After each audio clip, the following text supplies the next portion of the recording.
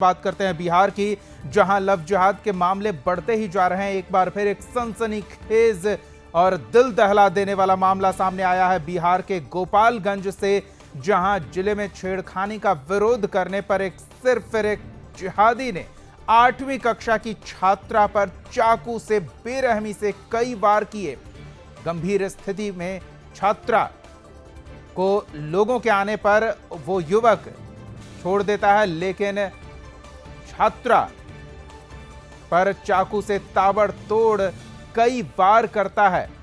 घटना गोपालगंज के मांझागढ़ थाना क्षेत्र के प्रतापपुर गांव की है और यह पूरी घटना वहां लगे सीसीटीवी कैमरे में कैद हो गई है। बताया जा रहा है कि पढ़ाई के बाद छात्रा के रास्ते से गुजरते समय उनमें से एक युवक अचानक दौड़ते हुए आया और उसने एक लड़की को पकड़ लिया और फिर उस पर चाकू से ताबड़तोड़ वार करने लगा। हमलावर युवक को उसका साथी पकड़ने की कोशिश करता है, लेकिन सनकी जिहादी मानने को तैयार नहीं होता। बताया जा रहा है कि आरोपी स्कूल में अपने खिलाफ छेड़खानी की शिकायत से नाराज था और उसने ये कदम उठाया।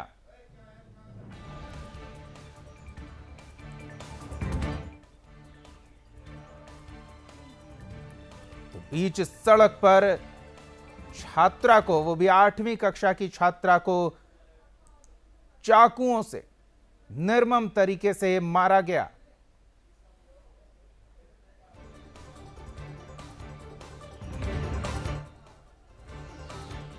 तो ये दिल दहला देने वाली तस्वीरें हैं। ये तस्वीरें आपको विचलित कर सकती हैं, लेकिन इन दिनों ऐसी तस्वीरें आम होती जा रही है। तो बिहार में यह स्थिति है। उत्तर प्रदेश की बात करें तो उत्तर प्रदेश में भी लव जिहाद के मामलों में काफी तेजी से बढ़ोतरी हुई थी, लेकिन उत्तर प्रदेश में शासन प्रशासन ने सख्ती दिखाई और इस तरह के मामलों पर कड़ी कार्रवाई होती दिख रही है। इसी कड़ी में उत्तर प्रदेश के कानपुर से सामने आए लव जिहाद के एक मामले में सुनवाई करते हुए कोर्ट ने आरोपी को 10 साल की सजा और 30,000 रुपए का जुर्माना लगाया है। जुर्माने की राशि में से 20,000 पीड़ित को बतौर क्षतिपूर्ति राशि दी जाएगी।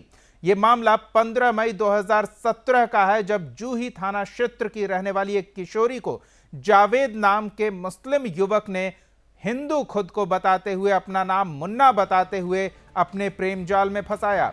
युवक की मुलाकात किशोरी से होने के बाद दोनों में नजदीकियां बढ़ी और फिर प्रेम संबंध बना, जिसके बाद आरोपी किशोर को शादी का झांसा देकर अपने साथ लेकर भाग गया और उसके साथ जबरन संबंध भी बनाए। वहीं बेटी के लापता होने के बाद पीड़ित जूही थाने पहुंची और शिकायत दर्ज कराई, जिसके बाद पुलिस ने मामला दर्ज करते हुए अगले दिन आरोपी को गिरफ्तार कर किशोरी को मुक्त कराया। इस मामले में कोर्ट का फैसला आया है। ये फैसला एडीजे 13 महोदय ने किया है, पवन श्रीवास्तव जी ने। वहाँ हमारे अजय प्रकाश सिंह, चंद्र प्रकाश शर्मा हमारे स्पेशल प्रोसिक्यूटर थे, एडीजीसी थे। ये मामला ऐसा है कि एक नाबालिग लड़की, हिंदू लड़की को एक जावेद नाम का व्यक्ति था, जिसने मुन्ना बन करके एक लव जिहाद करते हुए उसको प्रेम पास में फांसा, अपने आप को हिंदू धर्म नाम बताया मुन्ना, और उसके साथ प्रेम प्रसंग करते हुए उसको शादी के झांसा देते हुए उसका बलात्कार किया। जब बाद में जानकारी हुई उसके माता पिता को, तो माता पिता ने FIR लिखाई और पीड़िता बरामद होती है। पीड़िता को भगा के ले जाता है। पीड़िता जब बरामद होती है तो अपने 161 के 164 के बयान में मजिस्ट्रेट के सामने वह पुष्टि करती है कि मेरे साथ प्रेम प्रसंग का बहाना बना के अपने को मुन्ना नाम का बताते हुए और उसने मेरे साथ बलात्कार किया है, अपने आप को हिंदू धर्म का बताया है।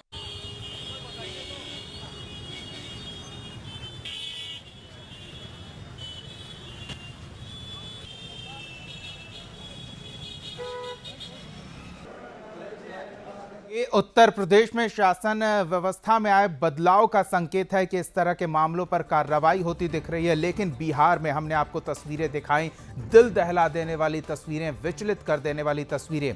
इस पर हम बातचीत करेंगे। उत्तर प्रदेश से हमारे ब्यूरो चीफ रजत मिश्रा जुड़ेंगे। पटना का रुख कर लेते हैं, हमारे ब्यूरो चीफ अंजनी पांडे जुड़े हुए हैं और साथ ही एक मेहमान भी हमारे साथ जुड़ेंगे इस विषय पर बातचीत करने के लिए। तो पहले अंजनी के पास चलते हैं और उनसे जानते हैं कि गोपालगंज से ये जो दिल दहला देने वाली तस्वीरें सामने आई है, लव जिहाद का मामला बताया जा रहा है, वो पूरा मामला है क्या अंजनी?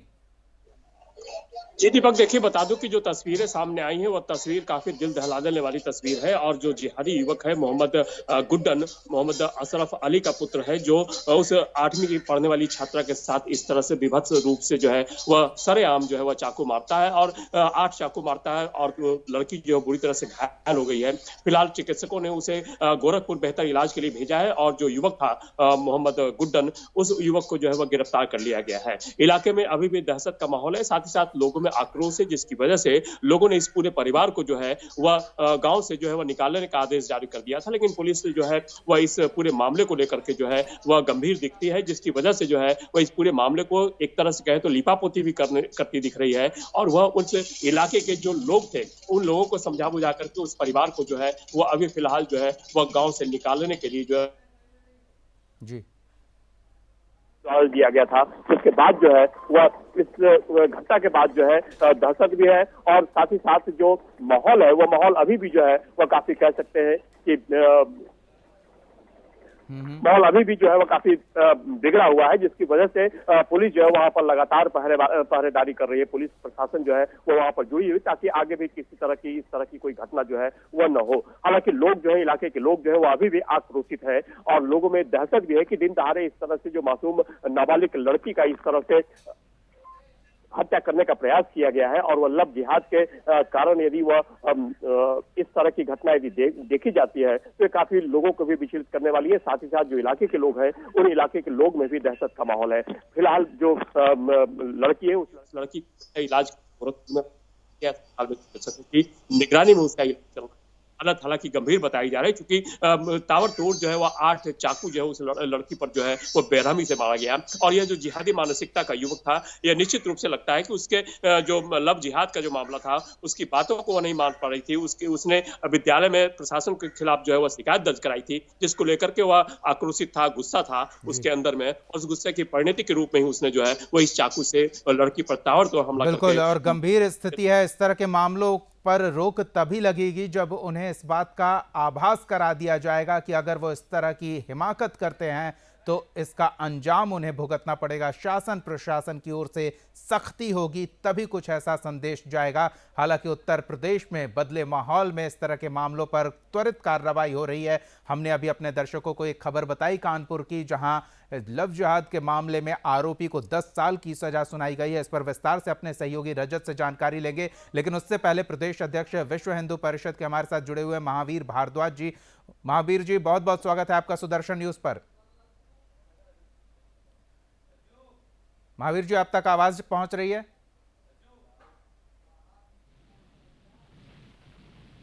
मेरी आवाज आ रही है जी? जी बिल्कुल स्पष्ट आ रही है। दोनों मामलों के बारे में आपने सुना है, इस तरह के अनगिनत मामलों से आप खुद रूबरू हुए होंगे। इस तरह के मामलों को लेकर आपकी प्रतिक्रिया चाहेंगे? एक बार फिर ये मामला सामने आया है। देश में जो अनेक समस्याएं इस पर हमको दिखाई देती है, उसमें ये लव जिहाद की समस्या अपना विकराल रूप लेती जा रही है।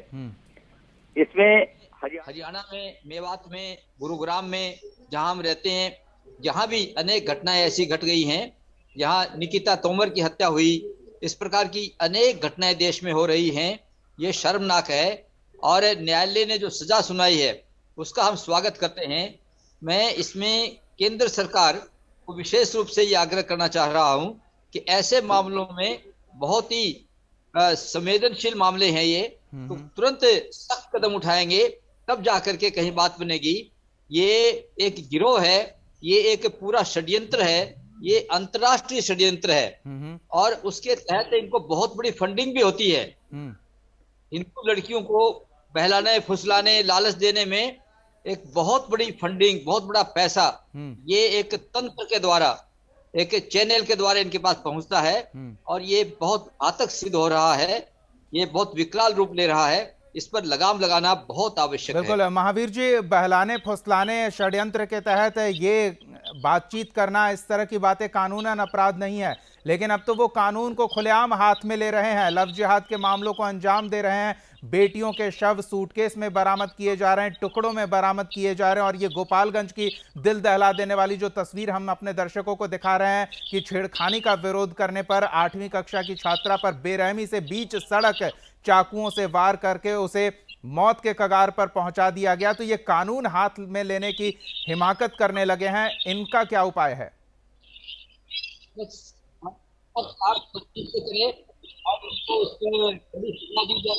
और बाद में कीजिएगा, लाइव पर है, मिल गया।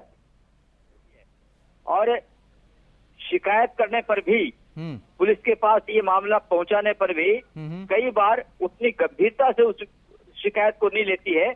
तो ये इसमें गंभीरता दिखाएं और जहां जहां वो कानून हाथ में लेते हैं या जोर जबरदस्ती करते हैं, छेड़खानी करते हैं, उसमें सख्त कार्रवाई ही इसका परिणाम अच्छा दे सकती है। महावीर जी, हम चाहेंगे कि आप हमारे दर्शकों को इस विषय में थोड़ा बताएं। बिहार के मामले हम देख रहे हैं, आपका कहना है कि इस तरह के मामलों में अन्य जगहों पर भी पुलिस त्वरित और तत्परता से कार्रवाई नहीं करती है, मामले का अनुसंधान तेज गति से नहीं होता है, लेकिन उत्तर प्रदेश में आप देख रहे हैं कि इस तरह के मामलों पर सजा भी हो रही है, अनुसंधान पूरा करके सजा दिलाने की प्रक्रिया भी आगे बढ़ रही है। तो इसमें शासन व्यवस्था की मंशा कितनी गंभीर मायने रखती है? ये उत्तर प्रदेश में जिस प्रकार का योगी सरकार कर रही है, उसको सारे देश के राज्य सरकारों ने देखना चाहिए और उसका अनुसरण करना चाहिए। योगी सरकार जिस प्रकार से सख्ती से निपट रही है, ये वो सरकारें जो दूसरे राज्यों में हैं, ये कहीं अल्पसंख्यक और कहीं उनको तुष्टीकरण करने के लिए मुस्लिम का विषय है तो कहीं गंभीरता न धारण कर ले, कहीं वोट खिसक ना जाए, ऐसी मानसिकता से ऊपर उठ करके राज्य सरकारें अपने पुलिस प्रशासन को स्पष्ट निर्देश दें, जहां भी ये इस प्रकार की घटनाएं होती हैं वहां पर कड़ी कार्रवाई की जाए। उत्तर प्रदेश सरकार उसका नमूना हमारे सामने है। महावीर जी, ये तो सरकार की बात हो गई, लेकिन समाज के हर व्यक्ति को आत्मरक्षा का भी अधिकार है, तो इस दिशा में आप समाज के लिए क्या संदेश देना चाहेंगे? समाज को ये कह रहा हूँ कि एक तो इसमें अपने बच्चों को विशेष रूप से इस प्रकार लव जिहाद के विषय को समझाएं और जहाँ पे इस प्रकार की बात आती है तो समाज में हिंदू संगठन खड़े हो, पहले से भी काम कर रहे हैं और मुस्तैदी के साथ इस तरह की घटनाओं का पुरजोर विरोध करें और समाज में ऐसा ना हो इसको सुनिश्चित करें। बिल्कुल महावीर जी, आप हमारे साथ बने रहें, थोड़ा सा और समय लेंगे आपका, थोड़ी और इस विषय पर बातचीत करेंगे। अंजनी के पास एक बार फिर चलते हैं। अंजनी जी, आप भी सुन रहे थे महावीर जी क्या कुछ कह रहे हैं। एक तो शासन व्यवस्था की क्या मंशा होती है आपराधिक मामलों को लेकर, और इस तरह के धार्मिक कट्टरपंथी मामलों को लेकर वो भी महत्वपूर्ण होता है इस तरह की कार्रवाई में, और समाज की भूमिका पर भी महावीर जी की बात आपने सुनी। हम चाहेंगे जानना कि बिहार में क्या देखने को मिल रहा है, सामाजिक तौर पर, प्रशासनिक तौर पर, शासन व्यवस्था की जो मंशा है उस स्तर पर भी जानना चाहेंगे। जी दीपक, देखिए बता दूं कि बिहार में जो इस तरह के मामले, कई मामले आए हैं जिसका कि सुदर्शन न्यूज ने उद्भेदन भी किया है और दर्शकों को दिखाया भी है। जो पुलिस है इस तरह के मामले में जो है वो काफी सुस्ती बरतती है। कई ऐसे मामले थे जिसमें पुलिस जो अधीक्षक हैं या पुलिस जो आईओ होते हैं उनसे जब बात की गई, उन्होंने जब उनसे इस पर कार्रवाई करने की बात की जाती है तो वो इस पर शिथिलता बरतते हुए कहते हैं कि मामला जो है वो आपसी प्रेम प्रसंग का मामला है और पुलिस जो है वो इस पर ज्यादा कुछ नहीं कर सकती। तो इस तरह से भी पुलिस का टाल मटोल का रवैया रहेगा। तो इस तरह के कुछ से मानसिकता, नहीं, प्रेम प्रसंग जहां तक है उसमें तो कोई कानूनी कार्रवाई हो भी नहीं सकती, वो तो एक दो व्यक्ति के बीच का विषय है। अगर उसमें धोखाधड़ी बात आती है तो उस तरह के धाराएं कार्रवाई के तहत प्रयोग में लाई जा सकती है, लेकिन ये कानून को हाथ में लिया जा रहा है, किसी को मौत के कगार पर पहुंचा दिया जा रहा है, बीच सड़क चाकुओं से वार किया जा रहा है। अपनी बात संक्षेप में पूरी कर लें। जी दीपक, निश्चित रूप से जो समाज है, समाज में जागरूकता फैलाने की जरूरत है ताकि इस तरह के कुत्सित मानसिकता के जो युवक हैं, जो भोली भाली लड़कियां हैं, उन लड़कियों को अपने जाल में न फंसा सके और जाल में फंसाने के बाद उन्हें जबरन धर्म परिवर्तन कराया जाता है। तो इस मामले में लेकर के पुलिस जो है वह सख्ती नहीं बरत पाती, जिसकी वजह से ही इस तरह की घटनाएं जो लगातार बढ़ती दिख रही हैं। बिहार में भी जो सटा इलाका है वहां पर भी बिहारी युवक ने एक को अपने प्रेम जाल में फंसा करके उससे शादी कर देता है और उसके बाद प्रताड़ित किया जाता है, बुरी तरह से उसके साथ प्रताड़ित किया जाता है उसे, और घर में उसे प्रवेश नहीं करने दिया जाता। उसके बाद उसे घर से निकाल दिया जाता है और काफी बर्बरता के साथ उसके साथ व्यवहार किया जाता है और फिर बाद में उसे तलाक देने की नौबत जो है आ जाती है। तो लड़की जो है वो इस तरह से बीच सड़क पर जो है वो आ जाने के बाद या इस तरह के युवकों के द्वारा जो प्रेम जाल में फंसा करके अपनी मानसिकता जो है वह उजागर करते हैं और उसके बाद फिर बीच मझधार में युवती जो है उसी युवती को किया आता है। तो इस पर यदि कड़ाई से कार्रवाई नहीं की जाएगी, पुलिस या कार्रवाई जो है वो कड़ी से कड़ी कार्रवाई की जानी चाहिए, ताकि बिल्कुल एक कड़ी कार्रवाई जरूरी है, ताकि एक स्पष्ट संदेश जाए आपराधिक मानसिकता वाले इस तरह के कट्टरपंथी लोगों के बीच। रजत के पास चलते हैं। रजत, इस तरह के मामलों में समाज के दबाव में जब संगठन खड़े होते हैं, धरना प्रदर्शन दिया जाता है, तब जाकर कोई कार्रवाई होती है, पुलिस केस दर्ज करती है, लेकिन क्या ये शासन व्यवस्था में परिवर्तन का संकेत है जो अब लव जिहाद के मामलों में अनुसंधान को जल्द से जल्द पूरा किया जाता है और जो आरोपी है दोष सिद्ध होने पर उसे सजा भी दी जा रही है? ऐसा ही मामला कानपुर का एक सामने आया है। देखिए दीपक, शासन व्यवस्था में परिवर्तन हो ना हो, लेकिन मंशा में परिवर्तन जरूर हो चुका है। खासतौर पर उत्तर प्रदेश में फरवरी 2021 में जब लव जिहाद से संबंधित, धर्म परिवर्तन से संबंधित कानून सामने आया था, तभी इस बात की संभावनाएं जताई गई थी कि अब उत्तर प्रदेश में इससे संबंधित मामले जब दर्ज होंगे तो उनके ऊपर कार्रवाई भी होगी। पिछले कुछ दिनों में चूंकि कोविड की महामारी के चलते ना गवाहियां हो पा रही थी, ना बयान दर्ज किए जा पा रहे थे, इसलिए इन सब मामलों में देरी होती चली गई। अब ये जो पहला मामला जिसमें सजा हुई है, कानपुर का जो पूरा मामला है, जिसमें एक जावेद ने मुन्ना का रूप रखा और उसके बाद एक नाबालिग लड़की को भगाया, उसके साथ रेप किया, और जब उसका धर्म परिवर्तन कराने की बात आई, लड़की ने विरोध किया तो उसके साथ मारपीट हुई। ये जो पूरा मामला 2017 से चल रहा था, उस पूरे मामले में इतने समय बाद जब गवाहियां हुई है, तब जाके उसमें 10 साल की सजा हुई है। और ये शुरुआत है, क्योंकि इसके बाद अब जिस तरीके से जो एक प्रोसेस होती है, जो लीगल प्रोसेस होती है, वो जैसे जैसे अलग जो पूरे मामले हैं उनमें होने शुरू हो जाएगी, वो चालू हो जाएगी, उसमें रफ्तार आएगी, उसके बाद धीरे धीरे इस तरीके के मामलों में सजा मिलना भी शुरू होगा और तब शायद लोगों को समझ में आ पाएगा, लोग जान पाएंगे, देश की जनता जान पाएगी कि इस तरीके के तमाम सारे मामले देश के अलग अलग हिस्सों में, अलग अलग कोनों में होते रहे हैं। उत्तर प्रदेश ने इसकी शुरुआत करी थी। धर्म परिवर्तन मामले को लेकर जब योगी आदित्यनाथ ने कानून बनाया था, तब इसका बहुत विरोध हो रहा था। आपको याद होगा, जिस तरीके से तमाम जो मौलवी थे उन्होंने इसका विरोध करना शुरू कर दिया था। यहाँ तक कि ये हो गया था कि अगर दो लोग अपनी इच्छा से प्यार करते हैं तो लव जिहाद जैसे कानून की आवश्यकता क्या है। तो वो सारी चीजें अब धीरे धीरे सामने आ रही है। किस तरीके से नाबालिग बच्चियों को बहला के, फुसला के, हाथ में कलावा बांधकर, माथे पर तिलक लगाकर उनको बहलाया जाता था और उसके बाद उनको भगा के रेप करके उनका धर्म परिवर्तन करने की जो पूरी साजिश होती थी, जो पूरी कॉन्स्पिरेसी थी, उसको पूरा किया जाता था। तो शुरुआत हो चुकी है ऐसे मामलों में सजा की। कानपुर में ऐसा पूरा पहला मामला आ चुका है। 10 साल की सजा हुई है जावेद को, 20,000 रुपए का जुर्माना लगाया गया है। जुर्माना उस बच्ची के परिवार को मिलेगा और इसके साथ ही ये भी माना जा रहा है कि तमाम सारे ऐसे मामले जो उत्तर प्रदेश के अलग अलग हिस्सों में रजिस्टर किए गए हैं, उनमें भी जो प्रोसीडिंग है वो पूरी की जाएगी।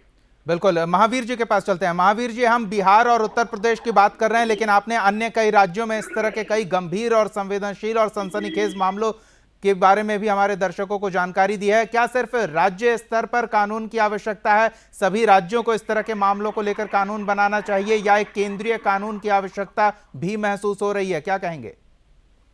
इसमें राज्य सरकार कानून बना सकती हैं, लेकिन राज्य सरकारें कई बार कानून बनाने में संकोच करती हैं। मेरा तो ये कहना है कि यदि केंद्र सरकार इसमें पहल करे और वो सख्त कानून बनाए तो निश्चित रूप से इसे कुकृत्य पर रोक लगाई जा सकती है। अन्यथा इन विषयों को हिंदू संगठन अपने हाथ में लेने वाला है। फिर उसमें फिर कानून व्यवस्था बिगड़ेगी या फिर क्या होगा, इसका फिर अंजाम ये फिर केंद्र सरकार अपना स्वयं देखेंगी। जहां जहां सरकारें कमजोर होंगी, जहां पुलिस प्रशासन कमजोर होगा, वहां पर फिर ऐसे संवेदनशील विषय जो हिंदू हितों को चुनौती देते हैं, हिंदू संस्कृति को चुनौती देते हैं, और ये जो जाहिर किस्म के लोग हैं अपना नाम बदलकर अपनी हिंदू पहचान उसमें लागू कर देते हैं, तिलक लगाने का, कलावा पहन करके गलत नाम बता करके जो फंसाने का काम करते हैं, फिर इनको ढूंढ कर इनकी पहचान करके फिर हिंदू संगठन इससे निपटेंगे। इससे पहले सरकार इसमें, केंद्र सरकार कानून बनाए और इसमें संज्ञान ले। बिल्कुल, जो भी व्यक्ति छलावा करता है, तिलक लगाता है और हाथ में कलावा बांधता है, इस तरह का हर एक व्यक्ति जो एक नई पहचान धारण करता है, अपनी असली पहचान छुपाकर, वो कसाब जैसे आतंकी से कहीं कम नहीं है। महावीर जी, जब एक समूह एकजुट होकर दबाव बनाकर सरकार से कानून वापस दिलवा सकता है, तो क्या एक समाज एकजुट होकर सरकार पर दबाव बनाकर अपने हित में कोई कानून बनवाने को लेकर मजबूर नहीं कर सकता है? क्या समाज इतना जागरूक नहीं है? क्या कहेंगे? निश्चित रूप से समाज हमारा जागरूक नहीं था, हम्म, सोया हुआ था। हम्म, लेकिन पिछले कुछ समय से हिंदू जाग रहा है, उठ रहा है, अंगड़ाई ले रहा है, अनेक खतरों को ऐसे समझ रहा विषयों है। को जो महत्वपूर्ण है उन विषयों के विषय में एकत्रित हो रहा है, एक मंच बना रहा है। और निश्चित रूप से इन सभी समस्याओं से जूझने के लिए अब हिंदू समाज सक्षम हो गया है। हम्म, इकट्ठे होकर के कानून बनवा भी सकते हैं, और कहीं कानून में अगर कहीं ढील हुई, बनने में समय लगा, तो हिंदू संगठन स्वयं भी ऐसे मामलों को निपटा सकते हैं। यह अति आवश्यक है। बिल्कुल। संक्षेप में रजत से भी प्रतिक्रिया ले लेते हैं। शासन प्रशासन की तो उन्होंने बात कर दी, समाज कितना जागरूक दिख रहा है इस तरह के गंभीर विषयों को लेकर? रजत, संक्षेप में।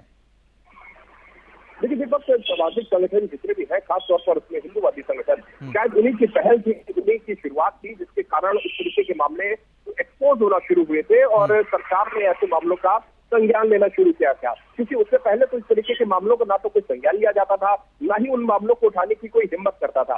तो हिंदूवादी संगठनों की एक कहीं ना कहीं मेहनत थी, जिसके चलते ये सारी चीजें अब एक कानून के रूप में सामने आ चुकी है। हाँ, ये बात जरूर है कि जहां जहां सरकारों की मंशा स्पष्ट है, जहां जहां सरकारें ऐसी चीजों को रोकने के लिए कटिबद्ध है, वहां पे ये कानून सख्ती से इसको अमलीजामा पहनाया भी जा रहा है, इसका पालन कराया जा रहा है। और जहां जहां सरकारें इस चीजों को लेकर थोड़ी सी ढीली है, जिनका लचर रवैया है, वहां पे इस तरीके की घटनाएं बढ़ रही है।